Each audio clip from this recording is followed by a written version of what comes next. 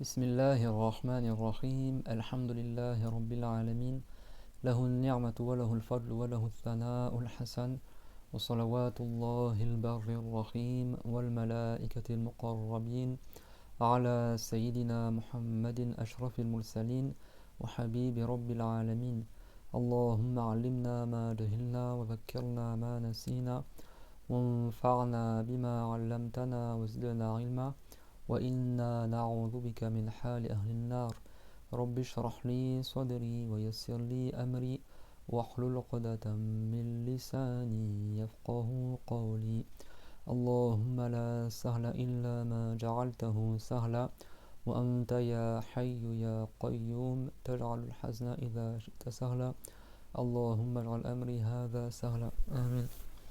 أما بعد, Allah tabaraka wa ta'ala dit dans le Coran honoré: وَتَعَاوَنُوا عَلَى الْبِرِّ وَالتَّقْوَى وَلَا تَعَاوَنُوا عَلَى الْإِثْمِ وَالْعُدْوَانِ. Donc on fait bonne attention dans le fait de s'entraider pour le bien et la piété, tout comme Allah nous l'a ordonné dans cette ayah. Et la piété étant le fait d'accomplir les obligations et d'éviter les interdits.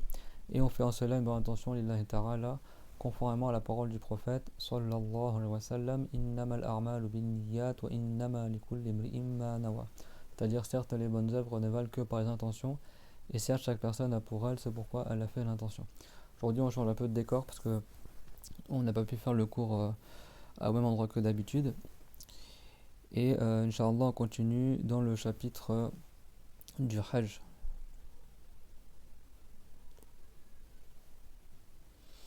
Et on est arrivé au 2 raka du Tawaf. On avait cité des sunnahs du Tawaf, les tours rituels autour de la Kaaba. D'accord, donc comme au cours dernier, Inch'Allah, je vous ai ramené une petite Kaaba. Comme ça, je vous expliquerai, Inch'Allah, certaines choses aussi qu'on n'a pas vues la fois dernière. Donc les savants ils disent qu'également il est recommandé de faire les 2 raka sunnah après le Tawaf. Et donc ces 2 raka, on récite dans la première raka le Surat al-Kafirun, Qul ya ayyuhal kafirun, et dans la deuxième Surat al-Ikhlas, Qul huwallahu ahad, et les 2 sourates en entière. Et donc le mieux c'est de faire ces 2 raka derrière le maqam de Ibrahim. On a déjà vu dans les cours précédents c'est quoi le maqam de Ibrahim. Donc la personne elle se met derrière le maqam de Ibrahim pour pouvoir faire les 2 raka sunnah. Après malheureusement avec le monde qu'il y a actuellement c'est très compliqué de faire les 2 raka derrière le maqam de Ibrahim. En général on peut pas quoi. Donc tellement il y a de monde. Là il y a la Kaaba honorée. Et là c'est le maqam de Ibrahim. D'accord. Donc la sunna c'est après une fois que tu as fait le tawaf, tu vas derrière et tu fais la prière derrière le maqam de Ibrahim. Mais bon, tellement il y a des gens qui tournent, en général tu peux pas. D'accord, mais ça c'est le mieux. Après comme on le verra, il y a d'autres endroits où c'est recommandé et de toute façon la personne, même si elle le fait à l'hôtel ou n'importe quel endroit, ça reste valable aussi également.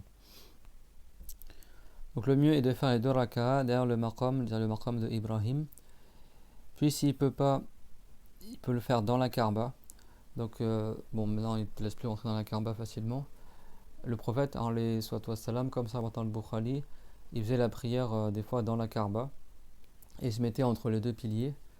Et il mettait la porte de la Kaaba dans son dos en étant à l'intérieur. Et priait vers le mur qui est en face de lui à une distance de 3 coudées du mur.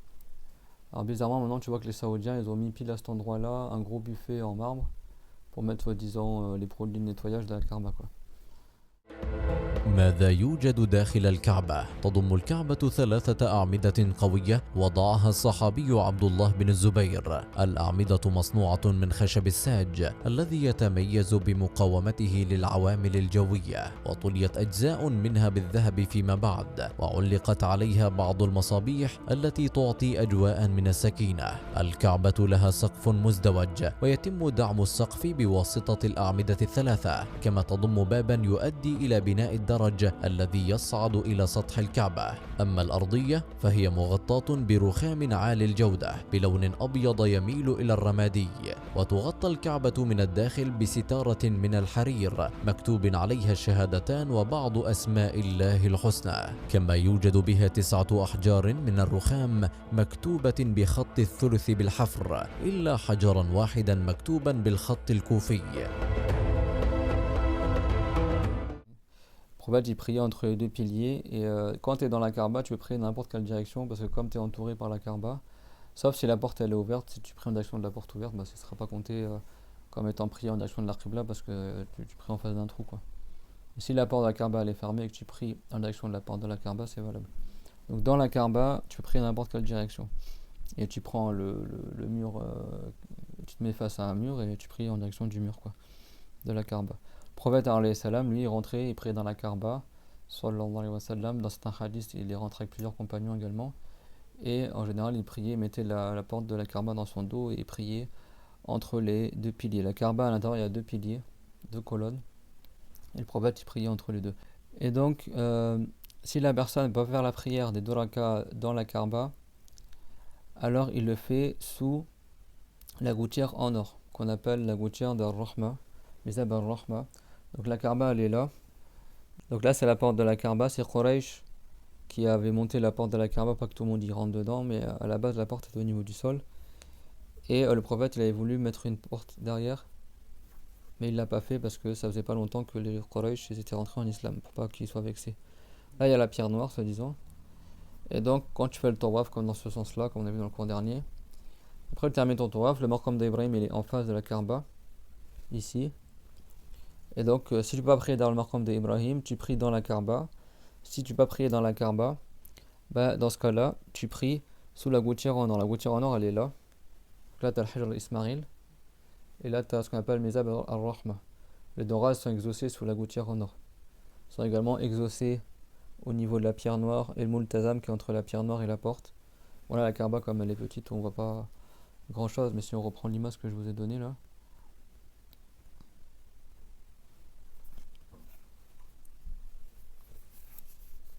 Donc là, c'est le maqam d'Ibrahim.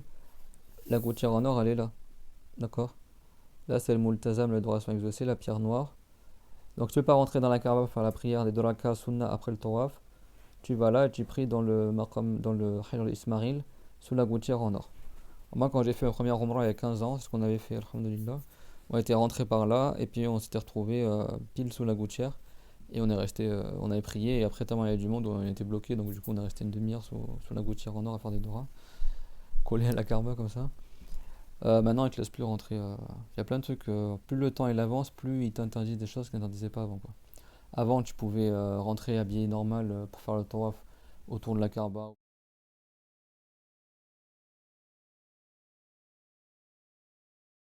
Maintenant ils interdisent, si t'es pas habillé en état d'ihram, ils t'interdisent d'aller à la Kaaba.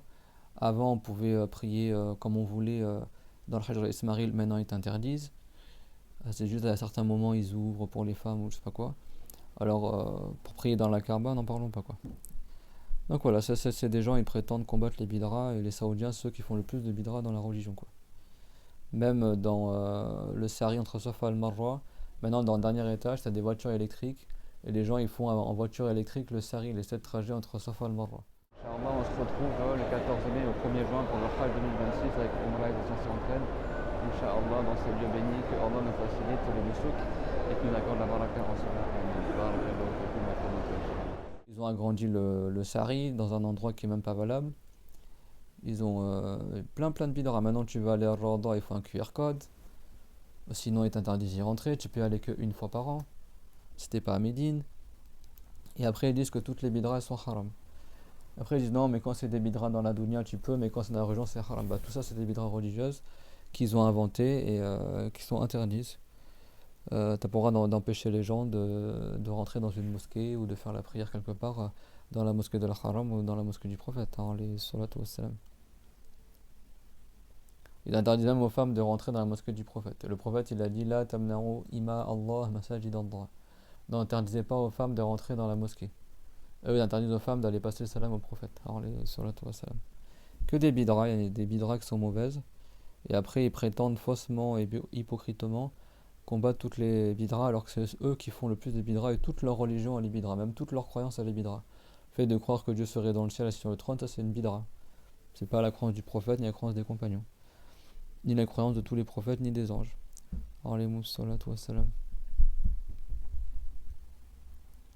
Celui qui va là-bas, il voit de ses propres yeux. Celui qui n'est pas allé, il croit que c'est juste des paroles comme ça, etc. Mais allez sur place, vous verrez ce que je vous dis, vous vous rendrez compte de plein de choses.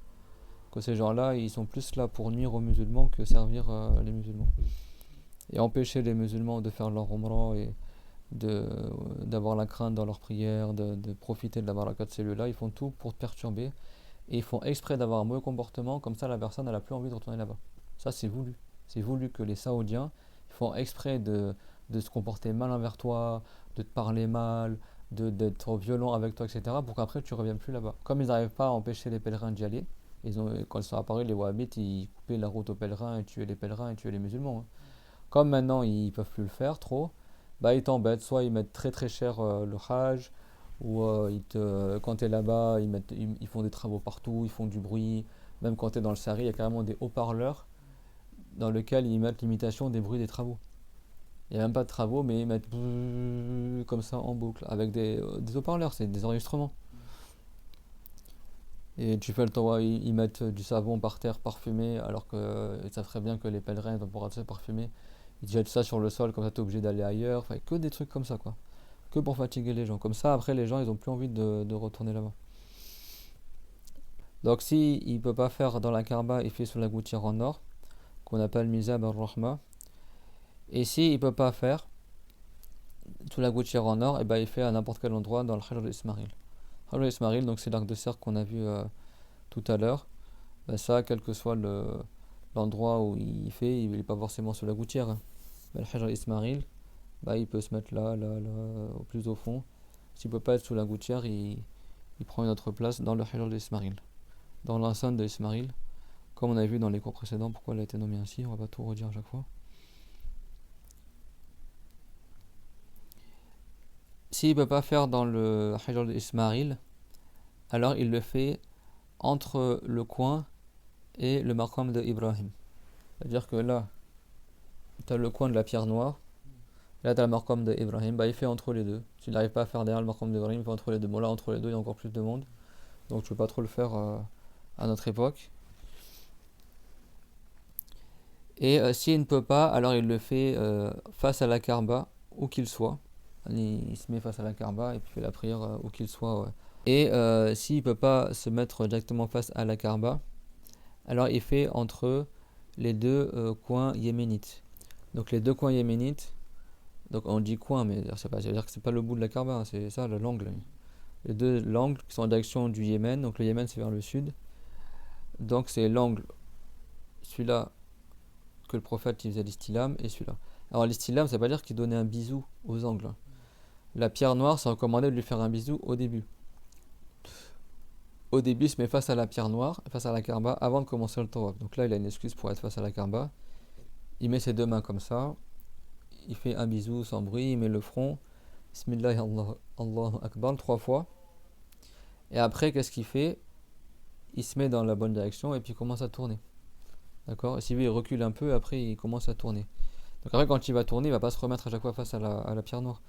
Donc l'istilam, c'est quoi? C'est le fait qu'il touche avec sa main le coin. C'est bon? Et après, il embrasse sa main. Si tu es loin, tu prends un bâton et tu touches avec le bâton et après tu embrasses le bâton. C'est bon? Par exemple, là, tu es trop loin de la Kaaba, qu'est-ce que tu fais? Tu prends le bâton, tu fais l'istilam avec le bâton et après tu embrasses le bâton. Si tu es trop loin, bah, juste tu montres la direction et tu embrasses le bâton. Sur un bâton, donc en bâton quoi. C'est ce qu'on appelle l'istilam. Donc le prophète, alayhi salam, il faisait l'istilam de ça et de ça, des deux coins là. Pas de ceux-là, parce que ceux-là, ils ne correspondaient pas aux fondations originelles de la Kaaba quand elle a été reconstruite par le prophète Ibrahim alayhi salatu wassalam. Donc le prophète alayhi salam, quand il priait, souvent il priait entre ces deux coins là. Pourquoi? Parce que quand tu pries au début, quand il devait prier en direction de Bayt el-Maqdis, Bayt el-Maqdis c'est au nord et les deux coins qui sont en direction du Sham, c'est ces deux coins là. Donc du coup il se mettait entre ces deux coins là et il priait comme ça, il avait à la fois la Kaaba devant lui plus Bayt el-Maqdis. Donc ça c'est le mieux dans la prière. D'ailleurs ça a rapporté des compagnons que quand ils arrivaient à ce niveau-là, ils ralentissaient. Parce que normalement quand dans les 3 premiers tours, tu t'accélères. Sauf quand tu arrives là, tu ralentis. C'est sunna de ralentir. Et quand ils ont demandé aux compagnons, ils ont dit, oh, mais les compagnons, en fait ils faisaient ça, c'était pour pouvoir faire l'istilam de celui-là et de celui-là. Donc du coup ils ralentissent pour pouvoir toucher le coin là, le coin là. De toute façon naturellement, vous verrez quand vous faites le tour autour de la Kaaba, il y a tellement de monde à ce niveau-là qu'à chaque fois que tu arrives par là, ça commence à boucher le tawaf. ça bloque, et dès que tu dépasses la pierre noire, ça commence à se redégager à nouveau. Donc du coup, c'est facile de faire la sunna parce que tu es obligé de la faire, vu qu'il y a tellement de monde entre les deux coins que tu n'arrives pas à avancer plus vite. Donc s'il n'arrive pas à faire les deux rakas sunna du tawaf dans le Hajj d'Ismaïl, on a dit il se met face à la Kaaba. D'accord. S'il peut pas, il se met entre les deux coins. Entre les deux coins de Yéménite. Puis après, le reste de la mosquée. Quand le reste de la mosquée, il fait les deux rakas dedans, où qu'il soit dans la mosquée, même si c'est plus loin, etc. Puis après, dans la maison de Khadija, et qui n'existe plus aujourd'hui, que les Saoudiens ils en ont fait des toilettes. Et ensuite, le reste, même l'endroit où le prophète est né, à l'époque, les Saoudiens l'avaient transformé en toilette. Après, l'endroit il a été racheté, il a été repris, et un homme de Othman Jamara, il a fait construire une bibliothèque pour que l'endroit il soit protégé. Et la bibliothèque elle est fermée par les Saoudiens. Mais au moins l'endroit comme ça il reste protégé, quoi. Donc ensuite la maison de Khadija et ensuite le reste de la Mecque. Même s'il est à l'hôtel, même n'importe où à la Mecque, il peut faire les deux rakas après le tawaf. Et ensuite le reste du haram de la Mecque. Même s'il est en dehors de la Mecque, ou à Mina par exemple, il peut faire les deux rakas du tawaf. Donc ces deux rakas après le tawaf sont une sunna prononcée, sunna mu'akkada, une sunna importante. Donc celui qui délaisse les deux rakas du tawaf, ceci est déconseillé. Et selon un avis, celui qui ne le fait pas, il aura à égorger une brebis. C'est-à-dire que c'est haram, selon un avis. Après, chez les Malikites, c'est parmi les wajibat. C'est-à-dire que c'est pas un pilier, mais c'est une obligation du Hajj et de la Umrah.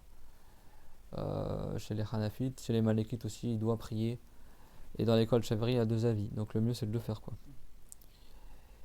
Et si la personne, elle met pas l'intention de prier les deux rakas du tawaf, mais elle prie à la place une prière obligatoire, la prière du Dhuhr par exemple, ou une prière sunna, comme la prière d'Ad-Duha ou tel que cela, à la place des deux rakas du tawaf, et elle le fait après le tawaf, mais pas dans l'intention des deux rakas du tawaf, non, elle fait une autre prière à la place. Dans ce cas-là, les récompenses ont quand même lieu. Donc on dit qu'il a fait le deux rakas du tawaf, parce que même si c'est notre prière qu'il a fait à la place, mais il aura moins de récompenses que s'il avait fait la prière uniquement dans l'intention de faire les deux rakas du tawaf. C'est-à-dire que s'il n'a pas mis l'intention de faire deux rakas du tawaf, et il a fait la prière d'Ad-Duha, ou il a fait la prière du Dhuhr, du Asr, ou du Maghrib, à la place des deux rakas du tawaf, il a quand même des récompenses, mais il a moins de récompenses que s'il avait mis l'intention de faire les deux rakas du tawaf. Et si quelqu'un il a fait la prière après le tawaf, dans l'intention que ce soit la sunna du tawaf, plus notre prière en même temps, également il aura des récompenses. Alors, utilité, le maqam de Ibrahim, qu'on a vu tout à l'heure, à la base, maintenant c'est dans une cage dorée, mais le maqam de Ibrahim, à la base c'était une pierre sur laquelle Ibrahim alayhi salam, il se tenait debout lorsqu'il reconstruisait la Kaaba avec son fils Ismaïl. Donc Ismaïl qui était en bas, et quand les murs ils ont commencé à monter, le prophète Ibrahim montait cette pierre-là, elle devenait molle, et ses pieds s'enfonçaient jusqu'à la cheville, et la pierre elle montait en l'air, comme ça elle volait, et Ismaïl alayhi salam, il passait les pierres à son père Ibrahim, et c'est comme ça qu'ils ont terminé la Kaaba jusqu'en haut. À l'époque, il n'y avait pas de toit à la Kaaba. Après, c'est Quraysh qu'ils ont fait un toit. T'avais juste les murs autour, quoi. Et Ibrahim, il avait fait deux portes, qu'on avait dit au ras du sol, sans battant, une ouverture en bas et une ouverture de l'autre côté. Sallallahu alayhi wa sallam, wa ala jami'in nabiyyin. Et donc, à l'époque du prophète, sallallahu alayhi wa sallam, même le maqam de Ibrahim, parce que là il y a la pierre noire, ça c'est le prophète qui a mis la pierre noire, qui a encastré la pierre noire dans le coin de la Kaaba lorsqu'ils ont reconstruit quand il y avait 35 ans la Kaaba. Il a remis la pierre là avant qu'il soit prophète, salam. Mais également la pierre noire, avant elle était collée à la Kaaba, elle était collée entre la pierre noire justement et la porte, donc elle était au niveau du Multazam. Puis après, donc c'est la pierre où le prophète Ibrahim il s'est mis dessus.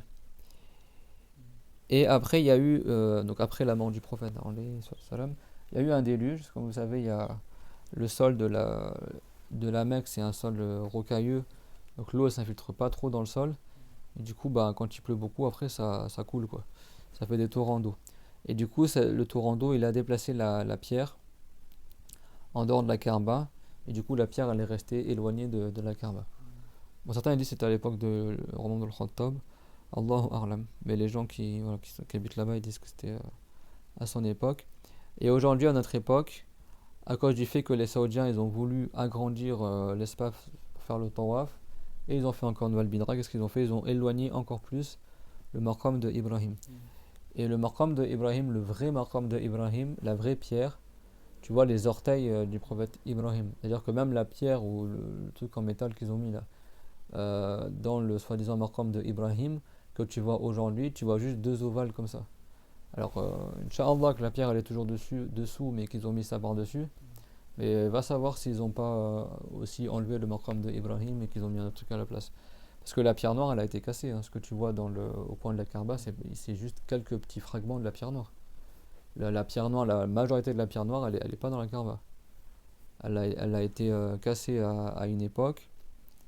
Je ne sais plus si c'était à l'époque de Al-Hajjaj mais en tout cas, elle a été cassée dans certains pays autres que la Mecque. Hein. Tu as des petits fragments de la pierre noire dans certaines mosquées et la grosse majorité de la pierre noire elle est conservée par quelqu'un d'Arsenal al-Jamara et dans l'attente que les Wahhabites ils s'en aillent et le jour où il n'y aura plus ces gens-là qui égarent tous les musulmans là et que la Mecque elle reviendra entre les mains de Arsenal al-Jamara, les vrais sunnites, et bien Inch'Allah la pierre elle sera ramenée à la Kaaba. Mais ce que tu vois aujourd'hui c'est de la résine et tu as juste au milieu peut-être 3 ou 4 fragments de la vraie pierre noire en milieu quoi.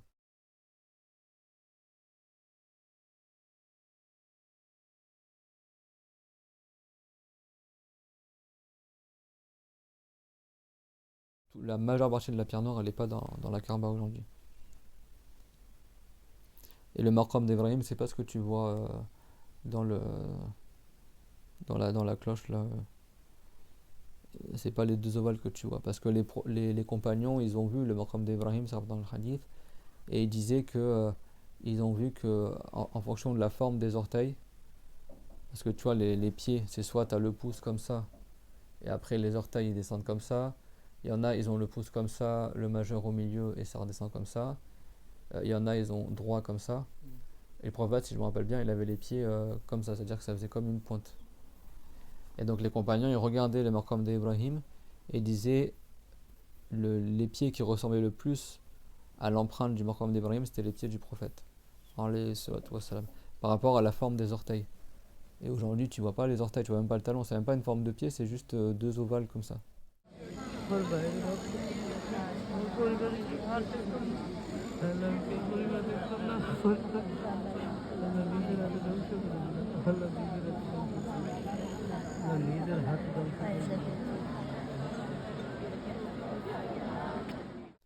Donc c'est pas ça le maqam d'Ibrahim. Donc Inch'Allah que la vraie pierre elle est dessous par exemple. Mais les Saoudiens déjà eux-mêmes ils ont déplacé le maqam d'Ibrahim, donc va savoir s'il y a encore la vraie pierre dedans quoi. Si déjà elle a été déplacée par les Saoudiens. Tout comme ils ont fermé le puits de Zamzam, ça c'est pas une bidra ça. L'eau de Zamzam avant l'eau de Zamzam elle est pareil en face de la Kaaba, là t'as la Kaaba et un peu plus loin. Maintenant t'as une trappe mais avant tu pouvais descendre dessous.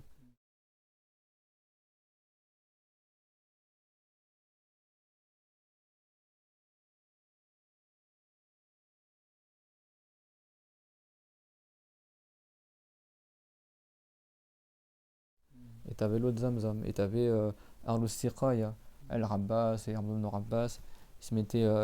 T'avais des gens qui étaient chargés de récupérer l'eau du Zamzam et les donner aux gens.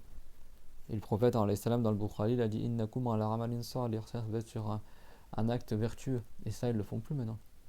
Alors maintenant, ils vont te dire on a fait des robinets, ils ont fait soi-disant le ministère de l'eau de Zamzam ou que sais-je. Maintenant, quand tu bois l'eau de Zamzam, elle n'a même pas le goût de l'eau de Zamzam, elle a le goût de l'eau de robinet. Elle a même pas un goût, même pas le goût d'une bonne eau de robinet quoi. Elle a un goût vraiment fade quoi. Alors que la vraie eau de Zamzam, elle a un petit goût un peu salé. C'est délicieux à boire quoi. Un peu comme tu bois l'eau de Shifa ou l'eau de Rauha quand tu vas au puits de Shifa Rauha aux alentours de Médine. Tu vas vers Badr.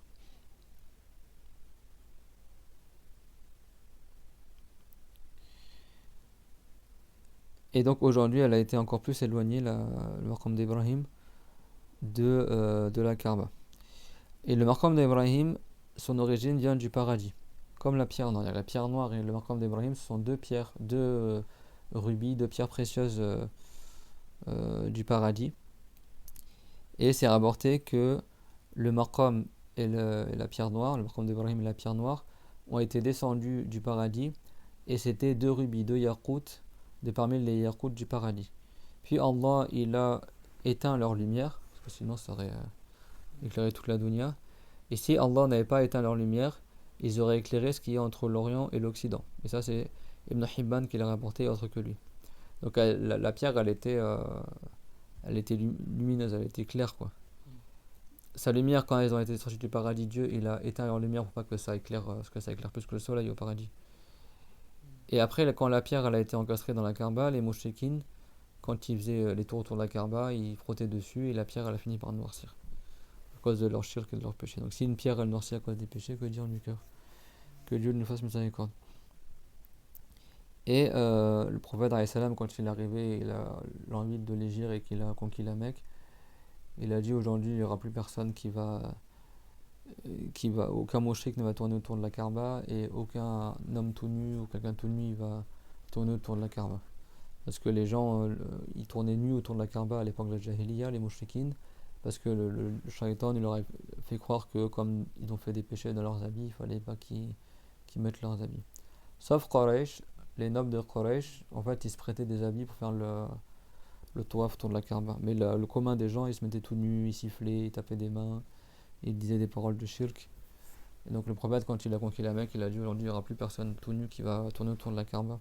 Et il a cassé les statues. Il a dit Ja al-haqq wa zahaqa al-batil, c'est-à-dire la vérité est venue et le faux est parti.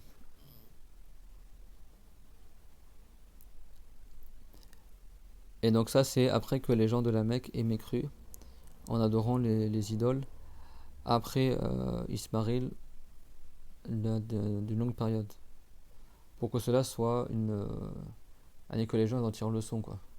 Qu'avec le shirk, avec la mécrance, avec le fait d'adorer que Allah, cette pierre-là est devenue noire.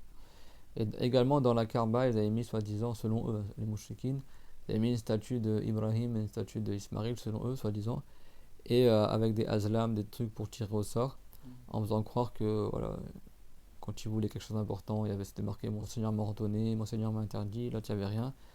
Et ils tiraient au sort, et c'était marqué Mon Seigneur m'a ordonné, il le faisait. Si c'était Mon Seigneur m'a interdit, il le faisait pas. S'ils prenaient la flèche où il n'y avait rien, ils recommençaient à mélanger.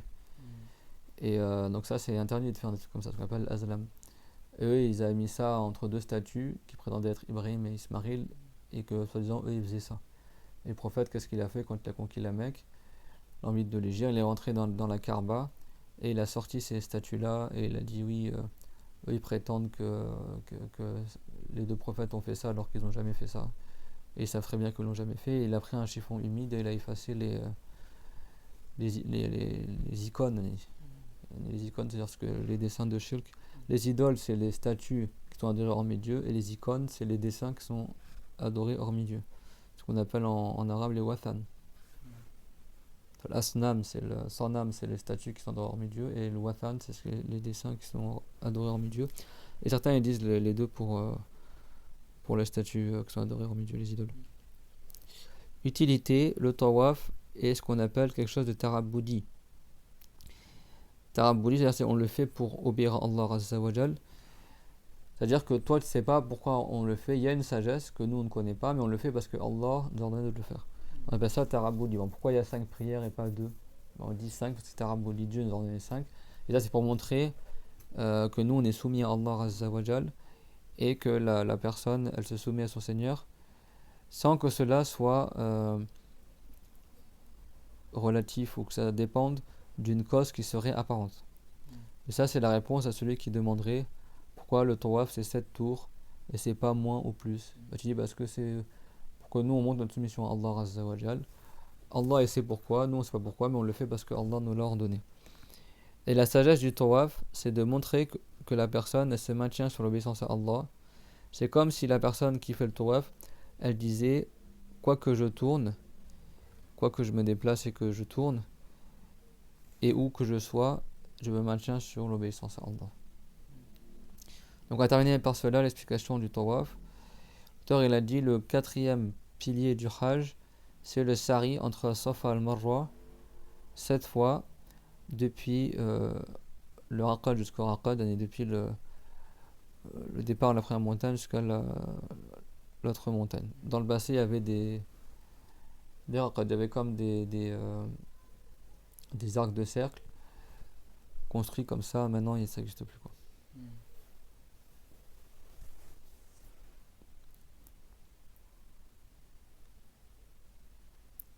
Donc ça, c'est le quatrième pilier.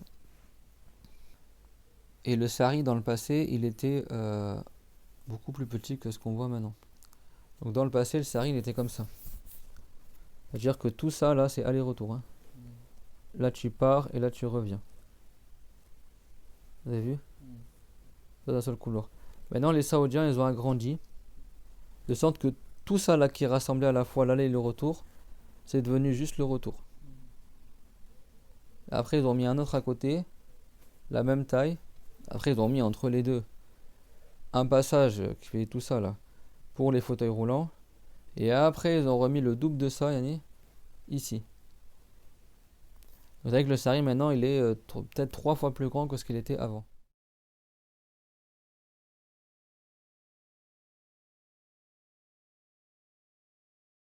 Or, à la base, le sari, il est valable que dans le couloir entre les deux montagnes, là où le prophète il a fait, salam, et pas dans ce qu'on appelait Zuqaq al-Ghattarin, une espèce de marché qu'il y avait à l'extérieur, en direction de là où le prophète est né.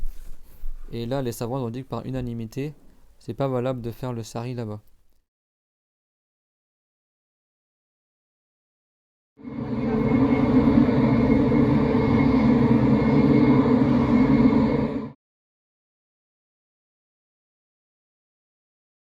Donc faire attention, mais ça c'est parmi les bidras les plus laides qu'ils ont fait les Saoudiens là-bas. C'est qu'ils ont falsifié en fait le parcours entre As-Safa et Al-Marwa. Ce qui fait que maintenant, quand tu vas à l'aller, regarde ça c'est l'ancienne, même à la vue en l'air, tu verras que maintenant ça là, ce couloir là, il est 2 fois plus grand maintenant. Il doit agrandi.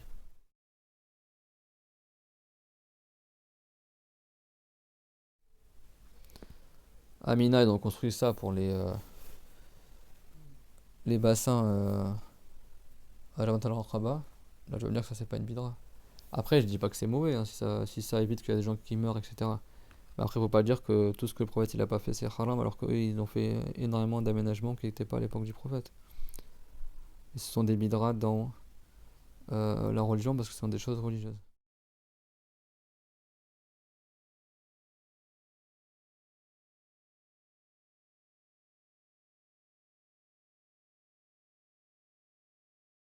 C'est pour ça que la personne doit faire attention, d'accord, quand elle fait le sari, les 7 trajets entre Safa et Marwa. Donc le sari entre Safa et Marwa est parmi les pieds du Hajj, et le Hajj n'est pas valable sans les 7 trajets entre Safa et Marwa.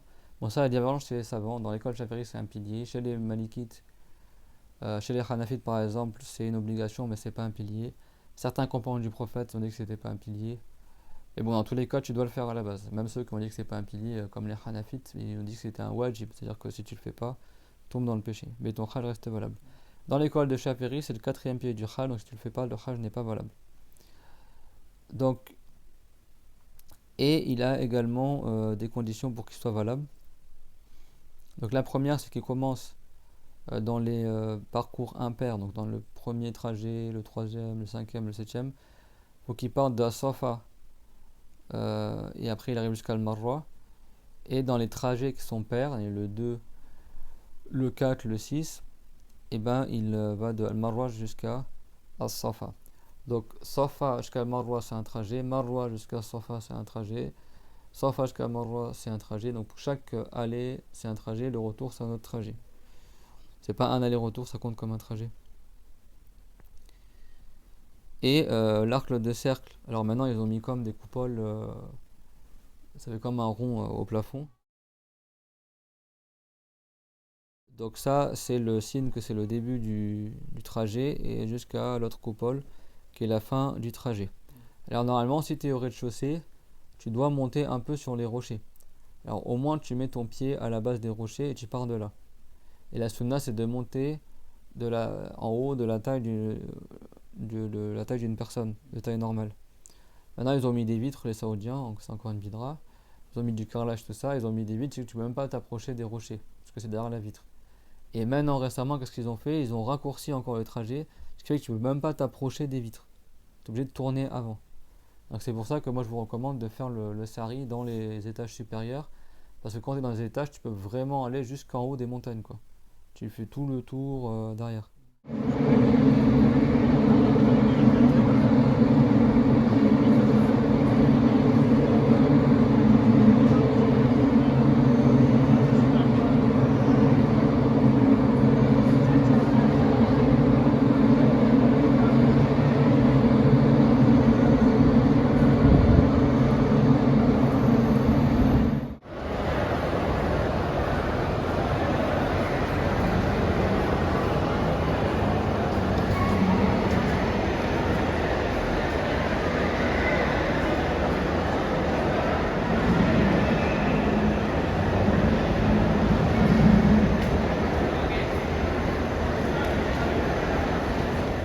Et l'aller, pour que tu sois dans l'ancien trajet que le prophète il faisait, pas dans le couloir qu'ils ont agrandi en dehors de la mosquée, bah tu fais l'aller dans le chemin du retour. En fait, l'aller-retour, tu vas tout faire dans le même trajet.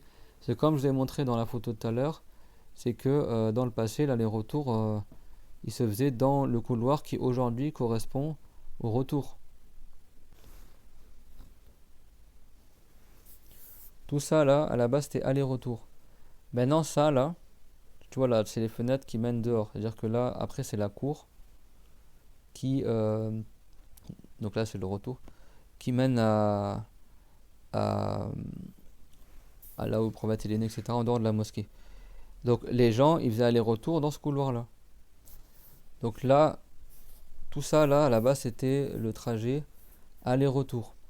Maintenant, là, comme on a dit tout à l'heure, tout ça là, ça correspond à un seul couloir, soi-disant. Donc toi, tu fais l'aller-retour, comme c'était à l'époque dans le passé, les années 60, 50, et à l'époque du prophète, tu fais aller-retour dans ce couloir-là. Aujourd'hui, ce couloir-là, il correspond au couloir du retour uniquement. Donc tu es obligé d'aller au contresens des gens, bah, tu te mets sur le côté et tu vas à contresens pour que ça soit valable. Ça c'est pour l'aller. Après le retour, tu te retrouves dans le même sens que les gens. Faut faire attention parce que sinon, ce ne sera pas valable. Donc on commence depuis As-Safa jusqu'à Al-Marwa, dans tous les trajets pairs, dans les trajets impairs. Il commence par Al-Marwa jusqu'à As-Safa. Et il doit aller d'une montagne à l'autre. Donc celui qui veut simplement aller au pied de la montagne, après il repart dans l'autre sens, il peut le faire. Et celui qui veut, il monte un peu au-dessus des rochers. Mais même s'il ne monte pas directement sur les rochers, ça reste valable. Mais les savants ils disent tu mets au moins ton talon à la base de la montagne quand tu fais le retour. Et quand tu arrives, tu mets au moins tes orteils sur la base de la montagne. Aujourd'hui, tu ne peux plus faire ça. Parce qu'au rez-de-chaussée, ils ont mis des barrières qui font que tu peux même pas tu peux même pas quasiment, je crois, même toucher les rochers. Faut faire attention. Celui qui apprend pas la religion, qui va au Hajj sans avoir appris, a très peu de chances que son Hajj soit valable. Et à Safa, c'était une montagne, et à Al-Marwa, c'était une montagne également. Et il y avait entre les deux une vallée qui était affaissée comme ça. Puis après, cette vallée, elle a été remplie avec de la terre et des pierres. Et du coup, maintenant, c'est devenu une terre plate, quoi. Mais dans le passé, c'était vraiment, il y avait une vallée comme ça. Tu descendais, tu remontais. Donc là, c'est la première condition qui va de As-Safa jusqu'à Al-Marwa, etc. La deuxième, c'est que le sari doit forcément être après le tawaf. Donc soit il le fait après le tawaf d'arrivée, tawaf al-Qudum, s'il est en Hajj directement, qui fait l'ifrad, ou soit il le fait après le tawaf, qui est le pilier du Hajj, tawaf al-Ifada. Troisième condition, donc il y a quatre obligations pour l'obligation condition, mais il y a quatre obligations pour le sari. La première, donc ça commence par As-Safa, termine par Al-Marwa. La deuxième, que ce soit après un tawaf. Et la troisième, que ce soit 7 trajets. Donc si quelqu'un il a commencé un trajet et à partir de la moitié du trajet, il sort en dehors du couloir du sari qu'on appelle le Masra, et il ne revient pas à l'endroit où il était, mais il continue, il sort, après il continue tout droit et après il revient, et comme c'est le cas pour ceux qui font le sari dans le nouveau trajet là, et ben tout l'aller qu'ils font, il est en dehors du masra, du vrai masra qui était à l'époque du prophète. Il y a juste le retour qui est dans le bon endroit. Bah ce trajet-là, il n'est pas compté. Et du coup, le retour non plus, parce que tu dois commencer ton sari à partir de Safa. Mais si la personne après elle revient et elle refait un autre tour, et ben cet autre tour-là, il sera valable. Mais l'autre où elle est sortie du tour, il sera pas valable. Mais si quelqu'un, en revanche, il commence à faire le sari, après il s'arrête, il quitte l'endroit pour faire le sari, au bout du troisième tour par exemple, après il revient le lendemain matin, là ce sera pas valable, il va tout refaire. C'est bon, mais si quelqu'un il sort un peu du sari, il va aux toilettes par exemple, il va faire quelque chose, après il revient, il continue son tour, là ça reste valable. Et si quelqu'un il fait exprès de rajouter plus que 7 trajets, il rajoute un huitième trajet, exprès il aura un péché. Bien sûr dans l'intention du sari, hein, voilà. Parce que c'est un acte d'adoration qui est facile, qui est pas valable. En revanche, si quelqu'un il a un doute, est-ce qu'il a fait 6 ou 7 trajets par exemple, ou 5 ou 6, et ben il rajoute, il prend de ceux dont il est sûr qu'il l'a fait, et il rajoute un tour en plus. Et la quatrième obligation pour le sari, c'est que la personne parcourt l'ensemble du trajet qui est entre Safa et le Marwa. Donc même s'il reste qu'un seul pas pour atteindre le Marwa et il ne l'a pas fait, ce ne sera pas valable. Donc s'il tourne avant d'arriver à la montagne, ce ne sera pas valable, donc faites attention à ça.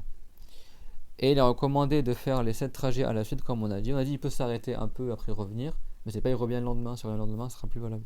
On doit tout refaire tout le début. Donc c'est recommandé qu'il fasse 7 trajets à la suite. Et il est recommandé qu'il dise, lorsqu'il est en train de faire le sari, Rabbi ghfir warham wa tajawaz amma ta'lam innaka antal a'azzul akram. C'est-à-dire, ô Seigneur, pardonne et fais miséricorde et ne tiens pas rigueur sur ce que tu sais de nous. Certes, tu es le plus fort et celui qui est le plus honorable. Et il est recommandé pour les hommes d'accélérer un peu le pas entre les deux signes verts. Alors dans le passé, il y avait des arcs de cercle, après ils ont remplacé par des néons verts comme ça, il y avait un néon vert comme ça, et après un autre néon vert comme ça, et tu devais accélérer le pas, c'est sunna, c'est pas obligatoire pour les hommes. Pour les femmes, c'est pas sunna, certains disent c'est sunna aussi, mais à la base c'est surtout pour les hommes. T'accélères le pas, maintenant ils ont fait tout le plafond, ça j'avais déjà mis dans certaines vidéos, tout le plafond avec des néons verts.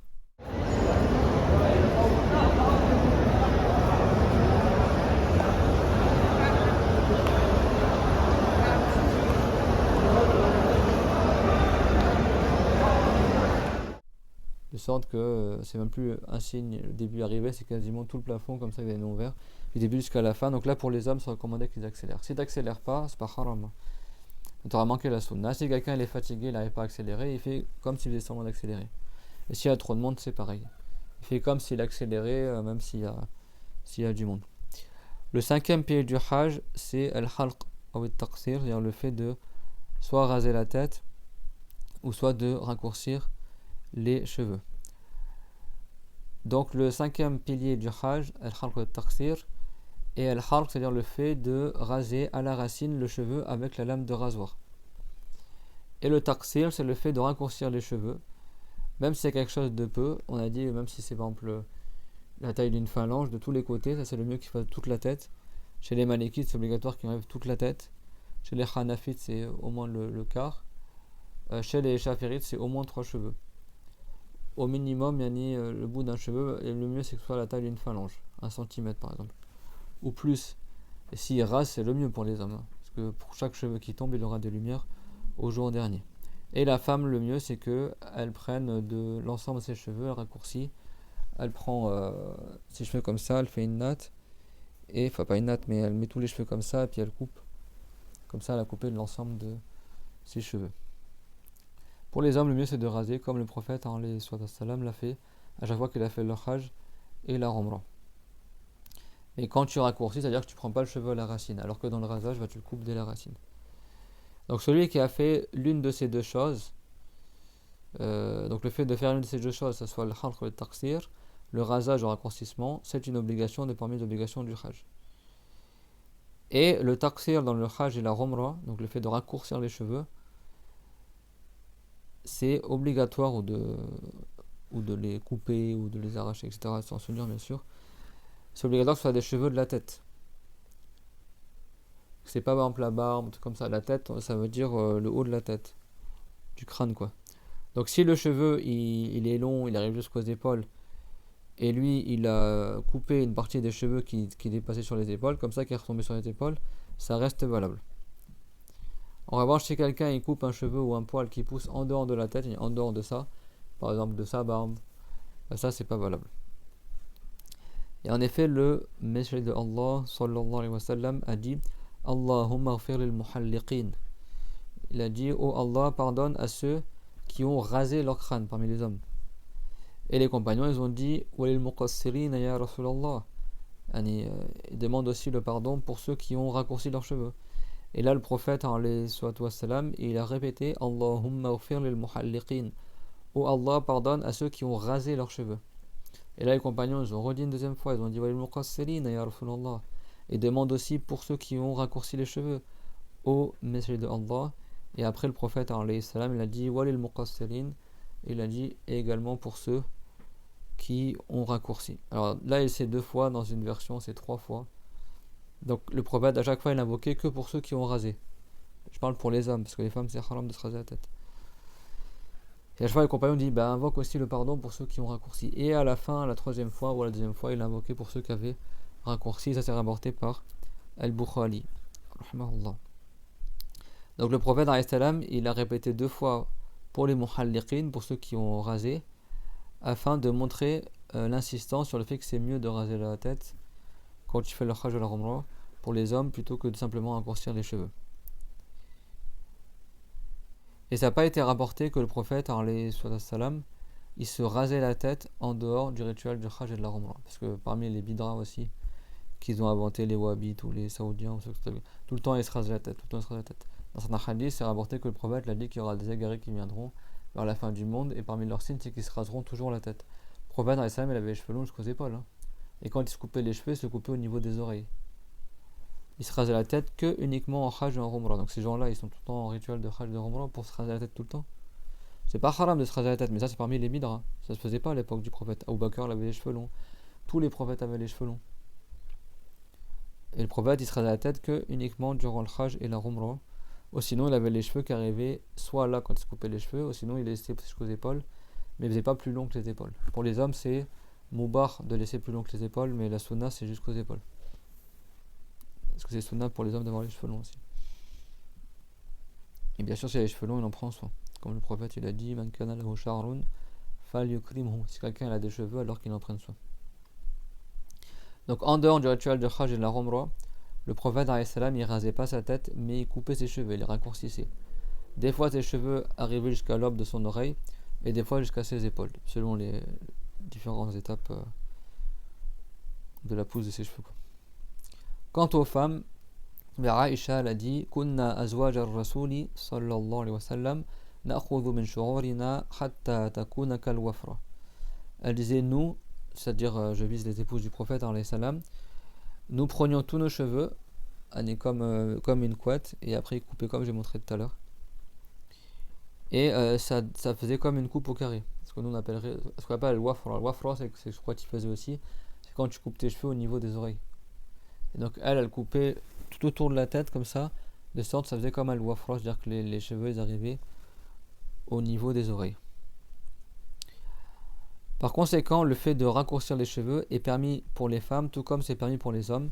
Cependant, le fait de raser avec le rasoir est interdit pour la femme, sauf pour une nécessité. Par exemple, c'est un problème de santé, de se raser la tête, mais pour quelque chose qui est indispensable, quoi. Et certains savants ont dit que c'est simplement déconseillé pour la femme de se raser la tête. Et ça, c'est dans le cas où elle n'a pas d'excuse. Mais à la base, voilà, c'est haram à la base qu'elle se rase la tête, la femme. Et donc, dans le hajj, bien sûr, elle n'a pas de récompense à se raser la tête. Ça, c'est pour les hommes que c'est le mieux, durant le pèlerinage et la umrah. Et le temps dans lequel il est valable de se raser la tête ou de se raccourcir les cheveux, il commence à partir de la moitié de la nuit, la deuxième moitié de la nuit du jour de l'Aïd. Donc le jour de l'Aïd, c'est le jour qui est après le jour de Arafat. Quand le jour d'Arafat se termine et que le soleil se couche, il commence à faire nuit. et bien là on dit que c'est la nuit de l'Aïd qui commence, Laylatul Nahar ou Laylatul Eid.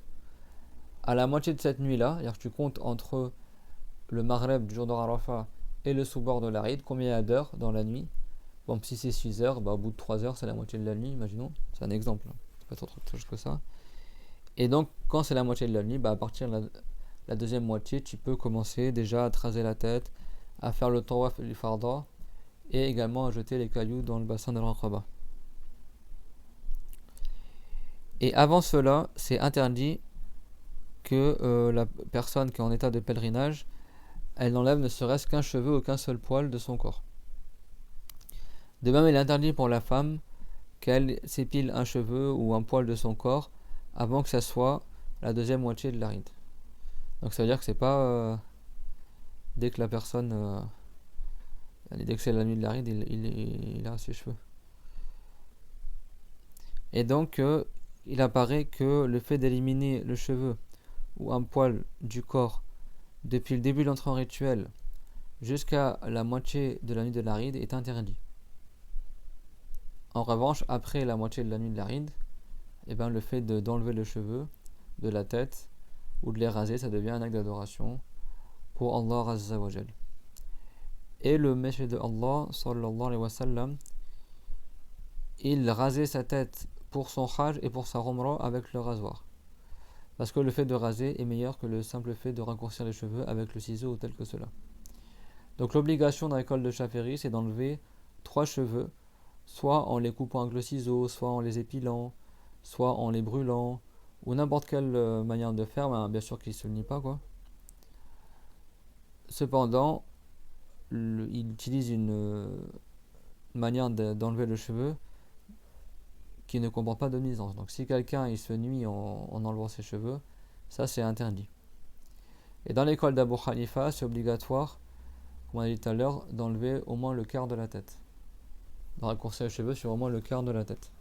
Dans l'école de l'imam Malik, c'est sur toute la tête. Donc le mieux c'est que la personne, elle sort de la divergence et quand il veut se raser la tête ou se raccourcir, il fait sur l'ensemble de la tête. Comme ça, il sort de la divergence. Et il est rapporté que celui qui a rasé la tête, il aura pour chaque cheveu qui tombe de sa tête une lumière au jour dernier. Par ailleurs, le rasage ou le raccourcissement des cheveux comporte des sunnas, parmi elles que ça ait lieu le jour de l'Aïd, parce qu'on a dit que ça tu peux, le rasage, tu peux faire plus tard si tu as envie. Le tawaf, le sari, tu peux le décaler même à plusieurs années après ton hajj si tu as envie. C'est que les jeter des pierres, des cailloux dans les bassins que tu dois faire avant la fin du 3e jour d'At-Tashriq. Mais le reste, tu peux le décaler. Enfin, bien sûr, tu vas pas le décaler à la base, mais il n'y a pas un temps limite, quoi. Donc la sunna pour le rasage du crâne ou le raccourcissement des cheveux, c'est le jour de l'Aïd. Et le mieux, c'est que ça soit après le lever du soleil. Après le sous-bord, quand le soleil se lève en hauteur, à vue d'œil de la taille d'une lance arabe, environ 3 mètres et quelques de haut. L'entrée du temps d'Ad-Duha est environ 20 minutes après la fin du sous-bord, après le début du lever du soleil, quoi. Le temps d'Ad-Duha, c'est là où il est recommandé qu'il se rase la tête. Après, il égorge le mouton, s'il a ramené un mouton pour égorger, pour la Fidya Tamattur ou pour le jour de l'Aïd. Et après, à faire le tawaf, fait tout ça dans la matinée, avant le Dhuhr. Donc ça, c'est sunna, c'est pas obligatoire, hein. Mais il est recommandé que le rasage du crâne ou le raccourcissement des cheveux ait lieu le jour de l'Aïd, et le mieux après le lever du soleil et avant le tawaf de l'ifada, le tawaf qui est un pilier du hajj, et le sari, s'il n'a pas fait le sari après le tawaf de Qudum quand il arrivait à la Mecque, s'il faisait un ifrad. Et il est recommandé que la personne, quand elle se rase le crâne, elle commence par le côté droit et par le devant, qui commence comme ça, quoi. Comme le prophète faisait quand Abu Talha l'a rasé, comme ça rapporté dans le Bukhari et Muslim. Également, c'est recommandé que quand il se rase la tête, il soit face à la Qibla et qu'ils disent Allahu Akbar après avoir terminé de se raser la tête ou de se couper les cheveux. Et le fait de raser l'ensemble de la tête pour l'homme, ça c'est la sunna, et le fait de raccourcir l'ensemble de la tête pour la femme, pour autre que l'homme, quoi. C'est-à-dire que la femme, la sunna pour elle, c'est de raccourcir de l'ensemble de sa tête, les cheveux, et pour l'homme, c'est de raser l'ensemble de la tête de tous les côtés. Et enfin, le 6e pilier. Alors bien sûr, si quelqu'un il est chauve, par exemple, bah, il a plus de cheveux, ou si quelqu'un il a fait une umrah avant, il a déjà le crâne rasé, parce que là, la sunna, ben, il n'a rien à faire, mais la sunna c'est qu'il passe quand même la lame de rasoir sur sa peau. Et Shafiri lui disait que je l'agrée, وَلَوْ أَخَذَ مِنْ شَارِبِهِ أَوْ مِنْ شَعْرِ لِحْيَتِهِ شَيْئًا كَانَ أَحَبَّ إِلَيَّ لِيَكُونَ قَدْ وَضَعَ مِنْ شَعَرِهِ شَيْئًا لِلَّهِ تَعَالَى.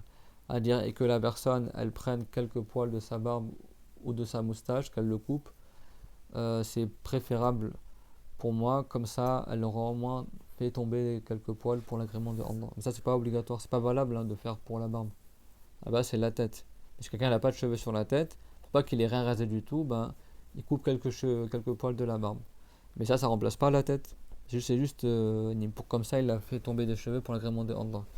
Mais si quelqu'un il a aucun cheveu sur la tête, lui c'est juste par l'intention qu'il désengage. Mais l'intention que c'est terminé, puis c'est fini. Il a terminé quoi, il n'a pas besoin de faire autre chose que ça quoi. Lui il a terminé les actes du Hajj, c'est terminé. Alors là dans le Hajj, bien sûr, quand tu traces le crâne, il te reste encore le tawaf à faire, il te reste encore le sari à faire, il te reste encore à jeter les bassins, les cailloux dans les 3 bassins, donc ton Hajj n'est pas encore terminé. Pour la Umrah, en revanche, quand il se rase la tête, sa Umrah est terminée. Mais quand la personne, elle a fait, donc elle s'est rasé la tête, elle a jeté les cailloux, donc dans l'ordre, elle a jeté les cailloux dans le bassin d'Al-Aqaba, les 7 cailloux, après elle s'est rasé la tête, et après elle a fait le tawaf.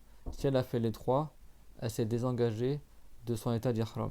En revanche, si elle a fait 2 de ces 3-là, elle a juste jeté les cailloux dans le bassin d'Al-Aqaba le matin de l'Aïd, et elle s'est rasé la tête, mais elle n'a pas encore fait le tawaf. Elle a fait que 2 des 3 que j'ai cités. Et si elle a fait que 2, on dit qu'elle s'est désengagée du premier tahallul, du premier désengagement, qui lui rend permis tout ce qui était interdit pour ceux qui font pèlerinage, sauf le sujet des femmes, c'est-à-dire sauf le mariage et la jouissance conjugale, le rapport sexuel. S'il a fait tous les 3, tout ce qui était interdit pour le pèlerin, ça lui redevient licite. Comme de se parfumer, se couper les ongles, se couper les cheveux, de s'enduire la barbe et les cheveux avec de l'huile, le fait de porter des habits qui sont cousus, pour les hommes je parle, le fait d'embrasser sa femme, des choses comme ça. Tout ça, ça redevient licite quand il a fait les 3. Donc jeter les cailloux dans le bassin de l'Aqaba, raser la tête ou raccourcir les cheveux et faire le tawaf. S'il a fait juste 2 des 3, quel que soit l'ordre, même s'il a juste fait par exemple le tawaf et rasé mais il n'a pas encore jeté les cailloux, jeté les cailloux, il a fait le tawaf mais il n'a pas encore rasé. S'il a fait que 2 des 3, quel que soit l'ordre, alors dans ce cas-là, tout lui redevient licite parmi les choses qui étaient interdites durant le Hajj, sauf les choses qui sont relatives aux femmes, c'est-à-dire à la jouissance conjugale, au plaisir charnel, etc. Même le contrat de mariage, il reste interdit. Parce que le pèlerin, il n'a pas le droit de se marier durant son Hajj, et il n'a pas le droit de marier autrui aussi durant le Hajj. Par contre, il a le droit de faire témoin pour un contrat de mariage, mais ça reste déconseillé. Et également, il a le droit aussi de demander en mariage, de faire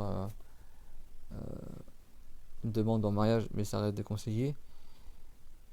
En revanche, s'il reprend sa femme qu'elle avait divorcée en mariage durant le Hajj, ça reste valable. Et s'il divorce sa femme aussi, c'est valable. Ce qui est interdit, c'est que ce qui est relatif au plaisir conjugal, tel que cela. Après, l'auteur a dit, le 6e, c'est l'ordre dans la plupart des piliers. Donc le 6e pilier du Hajj, c'est de faire tout ce qu'on a dit dans l'ordre, tous les piliers dans l'ordre, dans la majeure partie des piliers. Pourquoi il est dans la majeure partie des piliers? Parce que le sari, comme on a vu tout à l'heure, les 7 trajets entre Safa et Marwa, c'est obligatoire qu'il soit après le tawaf. Mais le tawaf, ça peut être le tawaf d'arrivée quand tu es arrivé à la Mecque, pour ceux qui ne sont pas en état de Umrah mais qui ont commencé directement par un Hajj, donc ceux qui ont fait l'ifrad. Donc soit tu fais le sari à ce moment-là, après le tawaf d'arrivée, donc avant Arafat, etc. Ou soit tu retardes ton sari et tu le fais après le tawaf d'Ifrad, après le jour d'Arafat, et après que tu as jeté les 7 cailloux à Mina dans le bassin d'Al-Raqaba. Après tu vas faire ton tawaf, et après le tawaf de l'Ifada, donc quand tu quittes Arafat, et tu fais le sari après le tawaf qui est le pied du Hajj. Donc tu fais le sari soit après le tawaf al-Qudum ou soit après le tawaf al-Ifada. Donc le commentaire, il a été dit l'ordre dans la plupart des piliers parce qu'il est obligatoire que l'entrée rituelle ihram soit avant tous les autres piliers. Bien sûr, la première chose qu'il fait, c'est l'entrée rituelle, depuis le miqat qu'on a vu dans le cours précédent. Et il est obligatoire que le tawaf soit fait plus tard. C'est-à-dire le tawaf Al-Ifada, ce qu'on appelle tawaf al-Ziyara, aussi chez les Hanafites et chez d'autres savants aussi, même chez les Chafirites Kazalik, même chez les Chafirites, je mélange entre le français et l'arabe. Euh, Tawaf al-Ifada, Ifada, c'est-à-dire à la base, c'est quand l'eau elle sort avec force, elle est poussée comme ça, et toi, c'est comme si tu te poussais comme ça en dehors de Arafat, tellement il y a du monde, tu te mets comme ça, tu te dégages de Arafat. Et donc Allah Ta'ala a dit فَإِذَا أَفَضْتُم مِّنْ عَرَفَاتٍ. Et alors si vous quittez Arafat, mais avec force, avec du monde comme l'eau qui dévale comme ça dans un torrent, c'est ça qu'on appelle ça Tawaf al-Ifada, parce que c'est le Tawaf qui a lieu après qu'on ait fait l'Ifada de Arafat et qu'on ait quitté Arafat. Donc c'est obligatoire que le Tawaf il soit retardé par rapport à l'entrée rituelle et par rapport à la station à Arafat. Et également le rasage de la tête et le raccourcissement des cheveux. Donc tout ça, le tawaf, le rasage de la tête ou le raccourcissement, ils sont tous après le wouqouf à Arafat, la station à Arafat. Sinon c'est pas valable. Donc c'est à dire que la plupart des piliers en réalité, ça se passe comme ça. Tu as d'abord l'ihram, après le sari tu peux le faire avant ou après Arafat. Mais si quelqu'un il a fait tawaf al-qudum et il n'a pas fait le sari juste après, il peut le faire plus tard s'il a envie. Mais il a jusqu'à Arafat pour le faire. En revanche, s'il a fait tawaf al-qudum, il n'a pas fait le sari après. Et après, il y a le wouqouf de Arafat.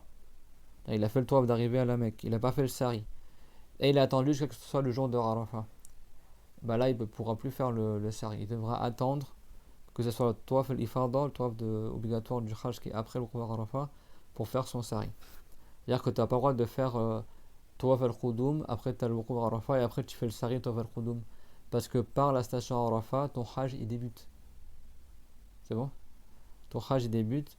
Donc du coup, ton sari il peut pas être attaché au tawaf qui n'est pas le tawaf du Hajj. Donc tu es obligé de le rattacher au tawaf qui sera tawaf al-ifada après le jour de Arafat. Compris? Utilité. Sache qu'il existe dans le Hajj, dans le pèlerinage, deux tahallul, deux désengagements. Le premier, c'est le fait de faire deux choses parmi les trois qui sont tawaf al-ifada, qui est suivi du sari. S'il n'a pas fait le sari avant cela, je veux dire après le tawaf al-qudum. Le lancer des cailloux dans Jamarat al-Raqaba et le rasage ou le raccourcissement des cheveux, comme on a vu tout à l'heure. C'est bon. Jamarat al-Raqaba parce qu'elle est un peu en hauteur. Al-Raqaba en arabe ça veut dire comme la montagne ou quelque chose qui est en hauteur. Et donc tu dois monter un peu pour aller à ce bassin-là. Un bassin, on va dire que il y a un muret comme ça qui entoure.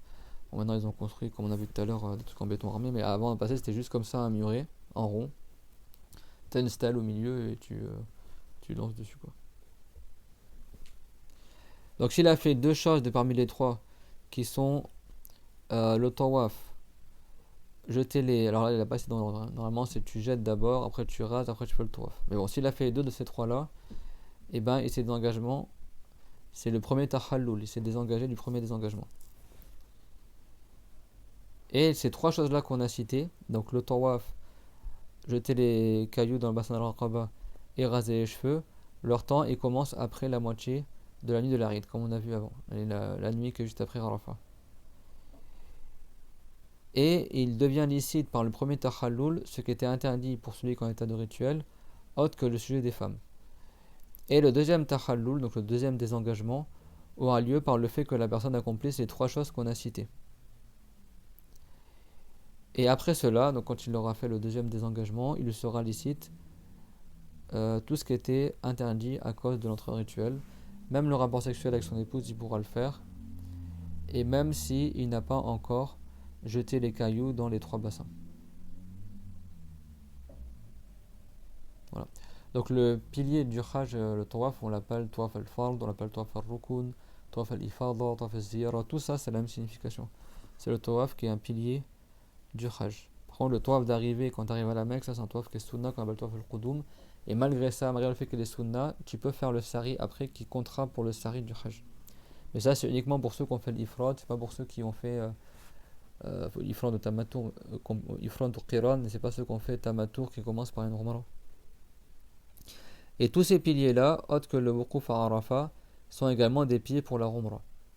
Sauf que dans la umrah, l'ordre est obligatoire dans tous les piliers.